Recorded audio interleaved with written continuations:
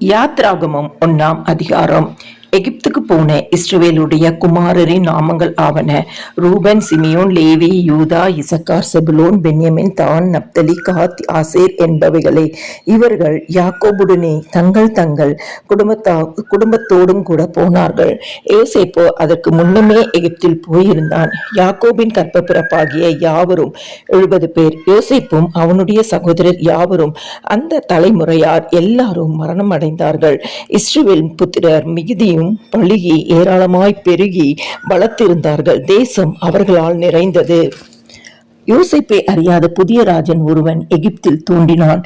அவன் தன் ஜனங்களை நோக்கி, இதோ, இஸ்ரவேல் புத்திரராகிய ஜனங்கள் நம்மிலும் ஏராளமானவர்களும் பலத்தவர்களுமாய் இருக்கிறார்கள். அவர்கள் பெருகாதபடிக்கும் ஒரு யுத்தம் உண்டானால் அவர்களும் நம்முடைய பகையினரோடே கூடி நமக்கு விரோதமாக யுத்தம் பண்ணி தேசத்தை விட்டு புறப்பட்டு போகாதபடிக்கும் நாம் அவர்களை குறித்து ஒரு உபாயம் பண்ண வேண்டும் என்றான். அப்படியே அவர்களை சுமை சுமக்கிற வேலையினால் ஒடுக்கும்படிக்கு அவர்கள் மேல் விசாரணைக்காரரை வைத்தார்கள்.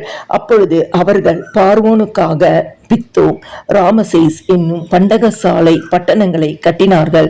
ஆனாலும் அவர்களை எவ்வளவு ஒடுக்கினார்களோ அவ்வளவாய் அவர்கள் பழுகி பெருகினார்கள். ஆகையால் அவர்கள் இஸ்ரவேல் புத்திரரை குறித்து எரிச்சல் அடைந்தார்கள். எகிப்தியர் இஸ்ரவேல் புத்திரரை கொடுமையாய் வேலை வாங்கினார்கள்.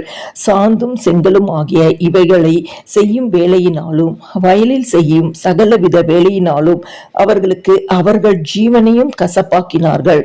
அவர்களை கொண்டு மற்ற எல்லா வேலைகளிலும் அவர்களை கொடுமையாய் நடத்தினார்கள். அதுவுமின்றி எகிப்தின் ராஜா சிப்ரால் பூவால் என்னும் பேருடைய எபிரேய மருத்துவச்சிகளோட பேசி, நீங்கள் எபிரேய ஸ்திரீகளுக்கு மருத்துவம் செய்யும் போது அவர்கள் மனையின் மேல் உட்கார்ந்து இருக்கையில் பார்த்து, ஆண் பிள்ளையானால் கொன்று போடுங்கள், பெண் பிள்ளையானால் உயிரோடு இருக்கட்டும் என்றான்.